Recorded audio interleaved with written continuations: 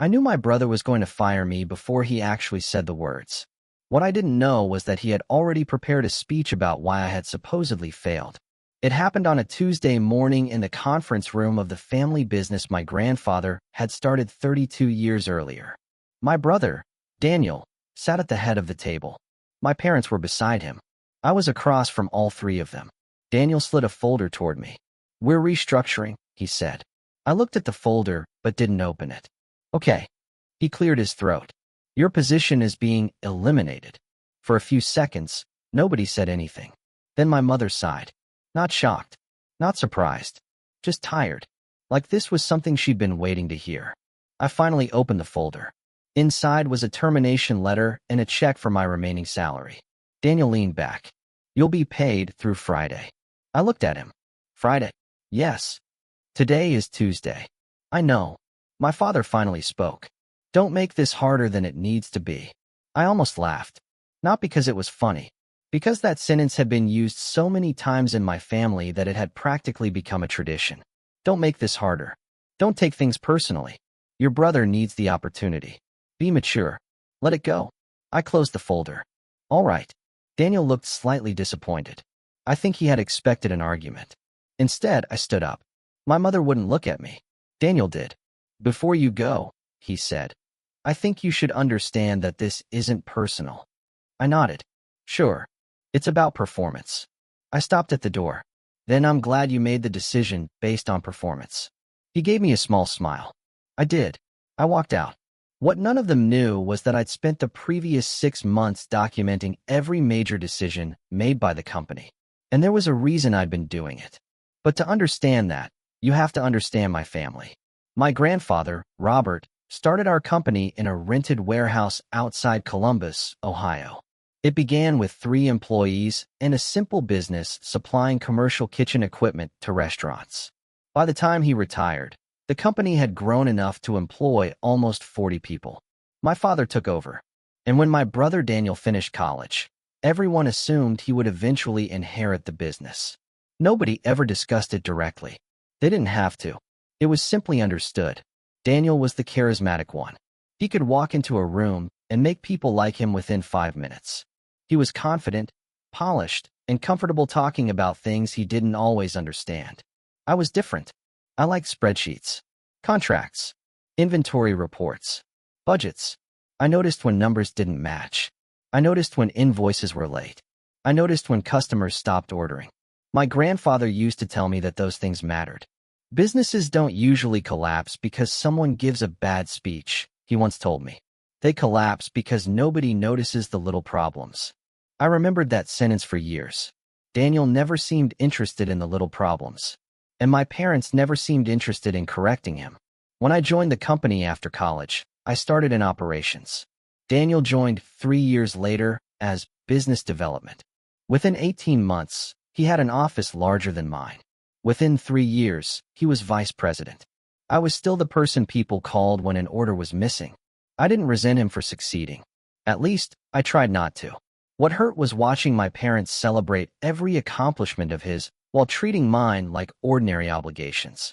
When Daniel landed a new restaurant chain, my mother called everyone to celebrate.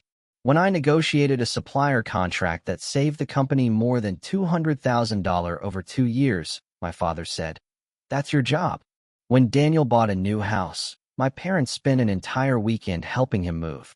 When I bought my first home, my mother asked whether I was sure I could afford it. That was our family dynamic. Daniel performed. I maintained.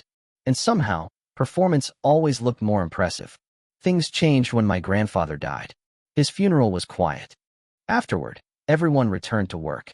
A few weeks later, my father announced that Daniel would become president.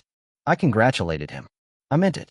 But that evening, my grandfather's attorney called me. He asked if I could come by his office. I assumed it was about paperwork. I was wrong. My grandfather had left a small investment account to me. Nothing life-changing. About $85,000. But the attorney also handed me a letter. It was handwritten. My grandfather had written it several months before his death. He said he knew Daniel would probably run the company someday. He also said something else. He believed I understood the business better than anyone in the family. Then he asked me to keep an eye on the company. Not to interfere. Not to challenge my father. Just to pay attention. I put the letter away and did exactly that. For nearly 2 years, I said nothing. Then I started noticing problems. Large ones. A major customer left. Supplier costs were rising. Our accounts receivable were getting worse. And Daniel had approved several expensive expansion projects without enough cash reserves. I brought the numbers to my father. He looked at the report for less than a minute.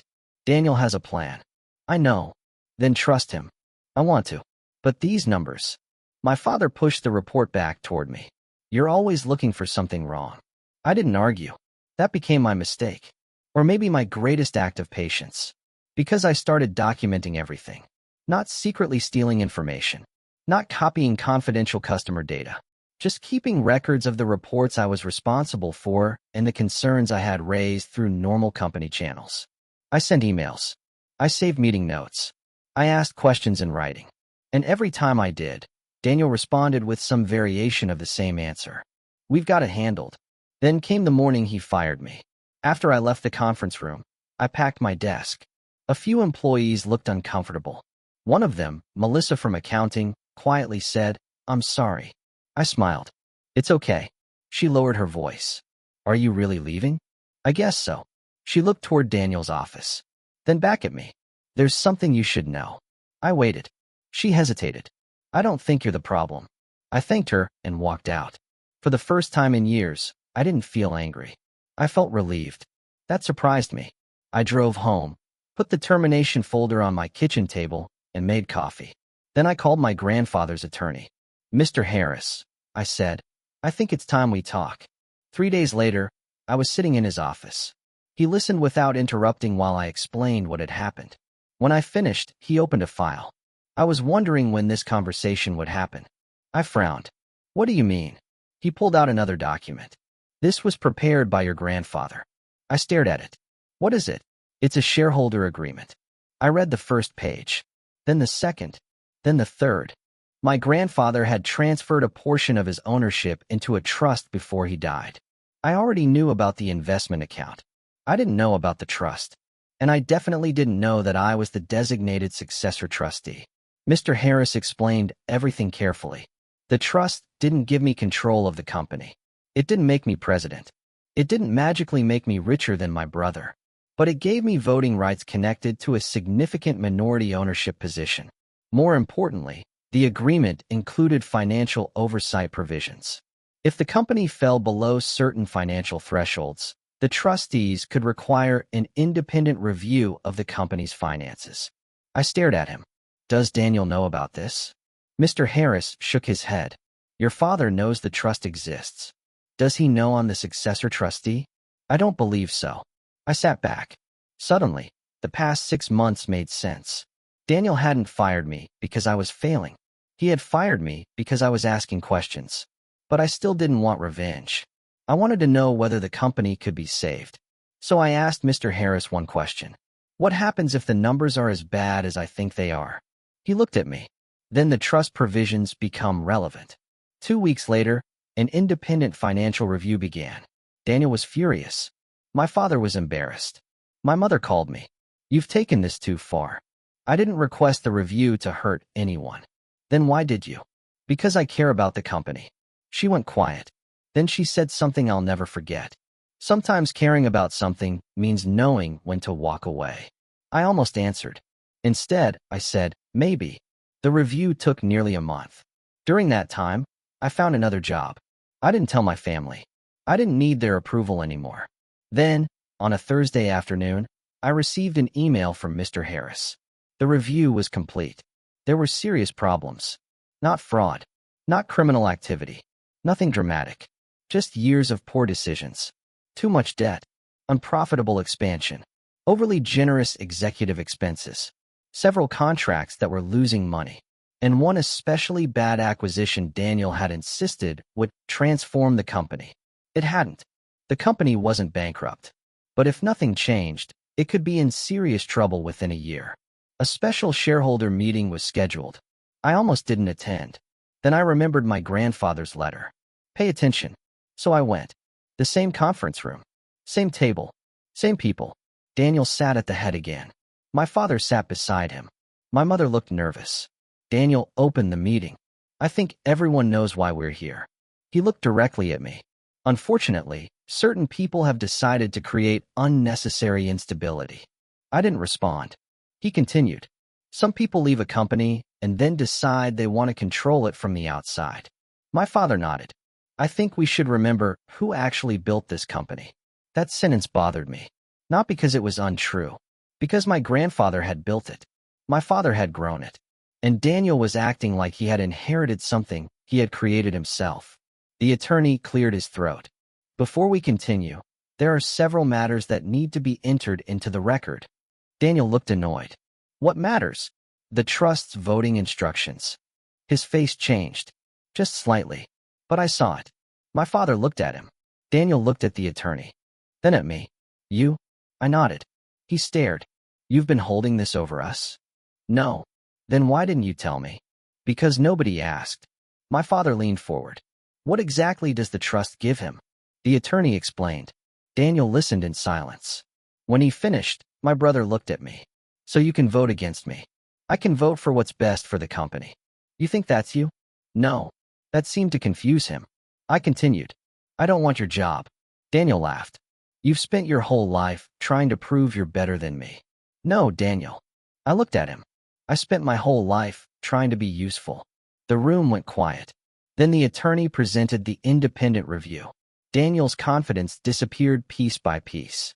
The debt, the failed contracts, the acquisition, the declining margins, the cash flow concerns. Everything I'd warned about was there. My father looked at his son. Why didn't you tell me? Daniel swallowed. I thought I could fix it. How? I had a plan. My mother whispered, Daniel. He couldn't answer. Nobody yelled. Nobody stormed out. There was no dramatic confrontation. Just a room full of adults finally looking at the same numbers. The company needed changes. Not punishment. Not revenge. Changes. Daniel agreed to step away from day-to-day financial decisions while an experienced outside executive helped restructure the business. My father resigned as chairman 6 months later. I never took his position. Instead, I accepted a board seat with one condition. The company would create an independent financial oversight committee. For the first time, nobody asked me to prove that I deserved to be there. They simply listened. A year later, the company was profitable again. Daniel eventually started another business. To my surprise, he did well. We aren't close, but we're not enemies either. My parents changed too. Not overnight. There were no emotional movie-style apologies. My mother eventually told me she was sorry. My father took longer. One afternoon, he came to my house. He stood on my porch holding an old cardboard box. Inside were some of my grandfather's papers. My father looked uncomfortable. I found these in the office. I opened the box. There was my grandfather's old calculator, a few notebooks, and a photograph of the three of us standing outside the original warehouse. My grandfather was in the middle. I was on one side, Daniel on the other. My father looked at the picture. He always believed in you. I nodded. I know. My father took a breath. I should have too. That was the closest thing to an apology I ever needed. Not because it erased anything. It didn't. But because I finally understood something. For years, I thought I was fighting to be recognized by my family. I wasn't. I was fighting to become someone I could respect when nobody else was watching. Getting fired had hurt. Being called a failure in the place where I'd spent years working had hurt even more. But losing that job forced me to stop measuring my worth by my family's opinion. My brother had believed leadership meant being the loudest person in the room. My father had believed success meant looking successful. My mother had believed keeping the peace mattered more than asking difficult questions. My grandfather understood something none of us did at the time. A business can survive without the most impressive person in the room. It cannot survive without people willing to tell the truth when the truth is inconvenient. I never got revenge on my family. I didn't need it. The truth did something much better. It gave all of us a chance to see each other clearly. And years later, when I think about that Tuesday morning and the folder Daniel pushed across the table, I don't remember the humiliation nearly as much as I remember what happened afterward. He thought firing me proved I had failed. It actually gave me the freedom to stop trying to prove that I hadn't. And once I stopped needing my family to believe in me, I finally became the person my grandfather had believed I could be all along.